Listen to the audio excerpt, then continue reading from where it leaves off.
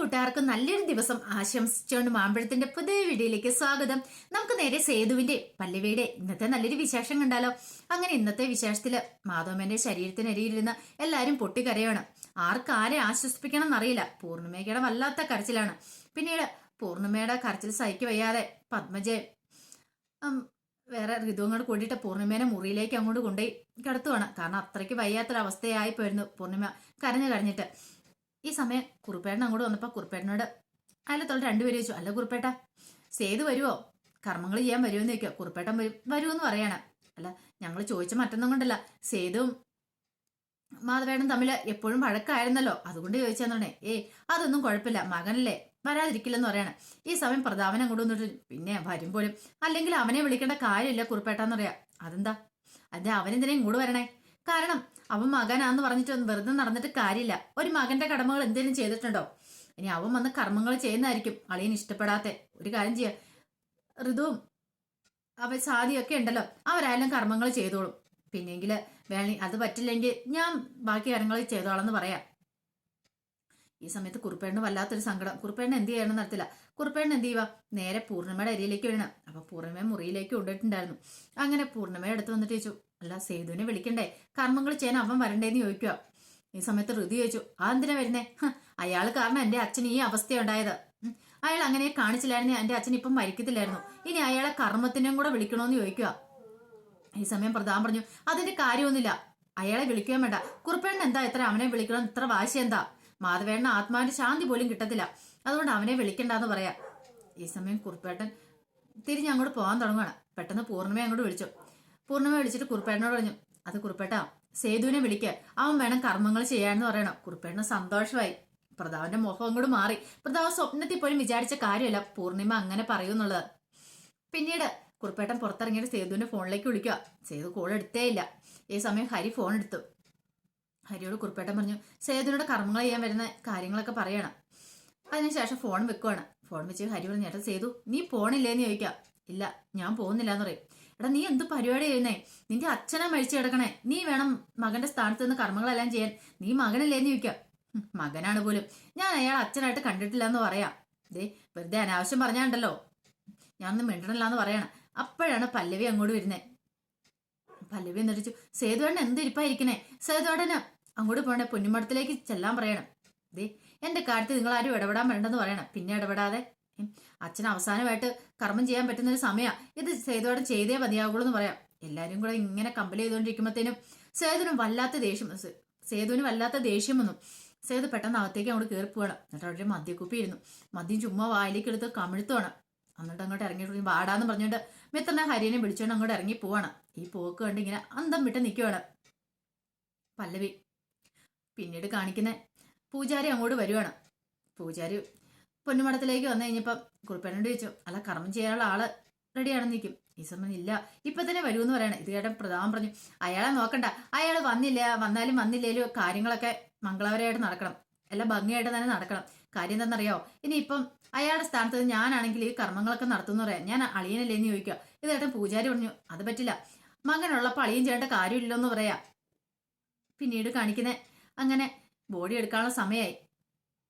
ഈ സമയത്താണ് അങ്ങോട്ട് സേതു അങ്ങോട്ട് വരുന്നേ.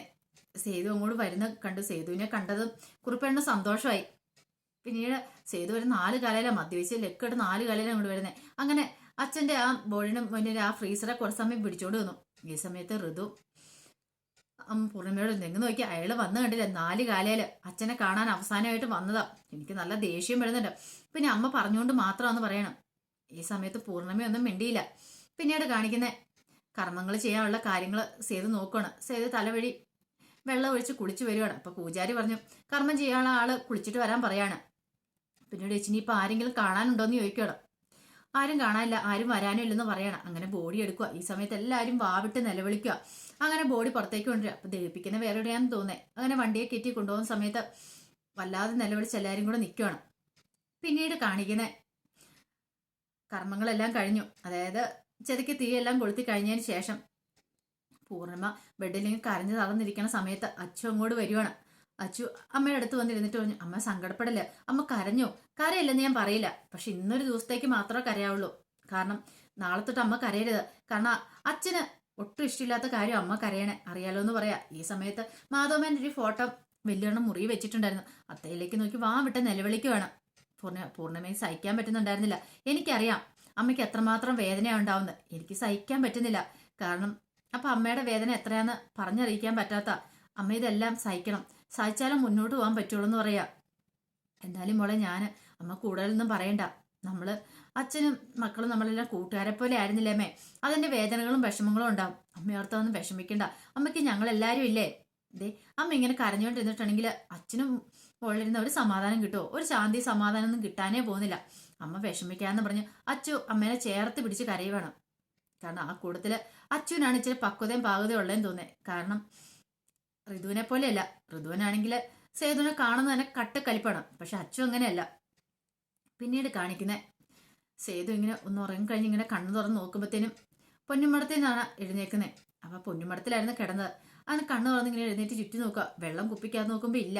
അങ്ങനെ എഴുന്നേൽക്കുമ്പോഴത്തേനും പെട്ടെന്ന് ഋതു അങ്ങോട്ട് വന്നു. ഋതിക വന്നിട്ട് ഓ നിങ്ങൾ എഴുന്നേറ്റോന്ന് ചോദിക്കുക. എന്താ? അല്ല എത്രയും പെട്ടെന്ന് നിങ്ങളോടൊന്ന് പോണെന്ന് പറയാ. പോകാൻ തന്നെ എഴുന്നേറ്റെന്ന് സേതു പറഞ്ഞു. അല്ലേലും ഇവിടെ ഞാൻ കിടക്കാൻ പോകുന്നില്ലെന്ന് പറയാണ്.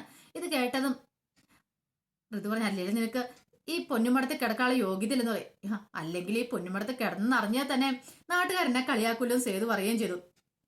ഒരു കാരണവശാലും ഈ വീട്ടിലേക്ക് വരില്ലെന്ന് ഞാൻ കരുതിയിരുന്ന, പക്ഷെ അപ്രതീക്ഷിതമായിട്ട് സംഭവിച്ചേ, അതുകൊണ്ട് ഈ സേതു പോവാന്ന് പറയണം. ഇത് കേട്ട ഋതു പറഞ്ഞു നിന്നെ ഞാൻ വെറുതെ വിടാൻ പോകുന്നില്ല, എന്റെ അച്ഛനെ ഇല്ലാതാക്കിയവനാ നീ, അതുകൊണ്ട് നിന്നെ ഒരിക്കലും ഞാൻ വെറുതെ വിടത്തില്ല. നീ എന്ന് അങ്ങനെയും ചെയ്തില്ലായിരുന്നെങ്കിൽ എന്റെ അച്ഛനൊന്നും സംഭവിക്കത്തില്ലായിരുന്നു പറയാ. ഇത് കേട്ട സേതു പറഞ്ഞു എനിക്ക് കൂടുതൽ നിന്നോടൊന്നും പറയാൻ താല്പര്യമില്ല, ഞാനും കൂടെ പോയേക്കുവാ, ഇനി ഈ പേരും പറഞ്ഞ് എന്നെ വിളിച്ചേക്കലെന്ന് പറയണം. ഈസൻ പറഞ്ഞു അതേടാ നിന്നെ കർമ്മം ചെയ്യാൻ അനുവദിച്ച പോലും അമ്മ പറഞ്ഞുകൊണ്ട് മാത്ര, ഇനി നീ ഓരോ പേരും പറഞ്ഞ് ഇങ്ങോട്ട് കയറിയേക്കില്ല, നിന്നെ ഈ പരിസരത്ത് പോലും കണ്ടുപോയേക്കലെന്ന് പറയണം. ഇത് കേട്ടപ്പോ സേതു അങ്ങോട്ട് പോവാ. പെട്ടെന്നാണ് കുറുപ്പേണ്ണ അങ്ങോട്ട് വന്നേ. ആഹാ മോനെ എഴുന്നേറ്റാരെന്ന് ചോദിക്കും. ഞാൻ മുമ്പേ ഒന്ന് നോക്കിയപ്പോൾ നല്ല ഉറക്കമായിരുന്നു, അതുകൊണ്ടാണ് വിളിക്കാതെ പോയത്. അല്ല മോനിത് അങ്ങോട്ടാ പോണേ? ഞാൻ എന്റെ വീട്ടിൽ പോ. അത് പറ്റില്ല എന്നാണ്. അതെന്താ കുറുപ്പേട്ട? അത് മോനെ നീയാണല്ലോ കർമ്മങ്ങളൊക്കെ ചെയ്തേ, അത് കുറിപ്പേട്ട കർമ്മങ്ങളൊക്കെ കഴിഞ്ഞല്ലോ. അതല്ല മോനെ 16 വരെ ഇവിടെ ആള് വേണം, ബലിയിടുന്ന ആള് ഈ വീട്ടിൽ തന്നെ നിക്കണമെന്ന് പറയാം. ഇത് കേട്ട സേതു പറഞ്ഞു അതിരുന്ന് എന്നെ കിട്ടത്തില്ല, ശരിക്കും തൊഴിലെടുത്ത് കാര്യങ്ങളൊക്കെ കഴിഞ്ഞു, ഇനി ഞാൻ പോകുന്നു പറഞ്ഞോണ്ട് സേതു അങ്ങോട്ട് പോവാണ്. സേതുവിന് അവിടെ നിൽക്കാൻ പോലും തോന്നിയില്ല. ഈ സമയത്ത് കുറുപ്പേട്ടനും വല്ലാത്ത വിഷമമായിപ്പോയി. കാരണം കുറുപ്പേട്ടനും പ്രതീക്ഷിച്ച കാര്യമല്ല സേതു ഇങ്ങനെ ഇട്ടിടഞ്ഞിട്ട് പെട്ടെന്ന് പോകുന്നുള്ള കാര്യം. ഈ സമയത്ത് മിത്രനെ ഹരിയും സംസാരിച്ചുകൊണ്ടിരിക്കുകയായിരുന്നു. പാവ സേതുവേന്റെ മുഖം കണ്ടാൽ അറിയായിരുന്നു കാണിച്ച് നല്ല വിഷമാണ്. കാരണം പുറമേ എന്തൊക്കെ കാണിച്ചെന്ന് പറഞ്ഞാലും അച്ഛനോട് ദേഷ്യം കാണിച്ചാലും സേതുവേന്റെ ഉള്ള അങ്ങനെയല്ല. സേതുവേന് മനസ്സ് നല്ല സങ്കടമുണ്ട്, പക്ഷെ അത് പുറത്ത് കാണിക്കാത്ത അച്ഛനോട് പുറമേ ഉള്ള ഈ ദേഷ്യം കാണിക്കലൊക്കെ ഉള്ളൂ.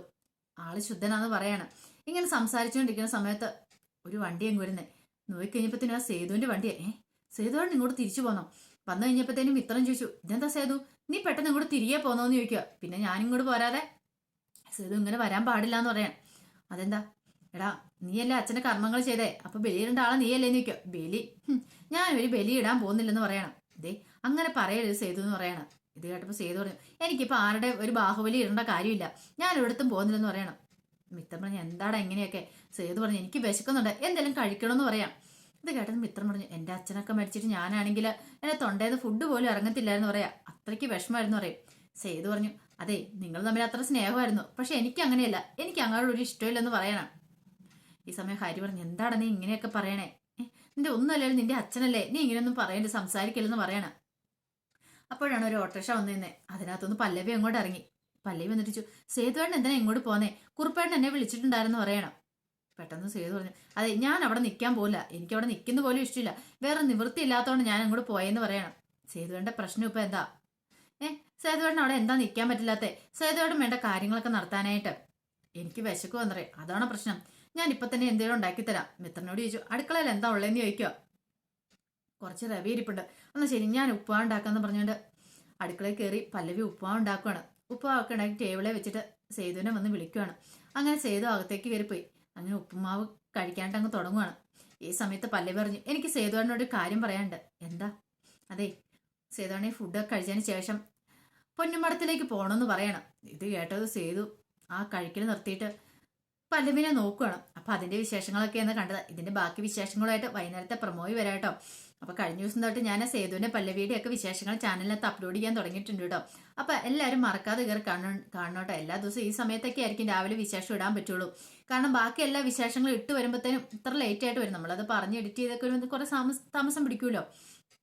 അപ്പൊ എല്ലാവരും മറക്കാതെ കയറി കാണണം കേട്ടോ. ഒരിക്കൽ കൂടി എല്ലാവർക്കും നല്ലൊരു ദിവസം ആശംസിച്ചോണ്ട് നിർത്തുന്നു. നന്ദി.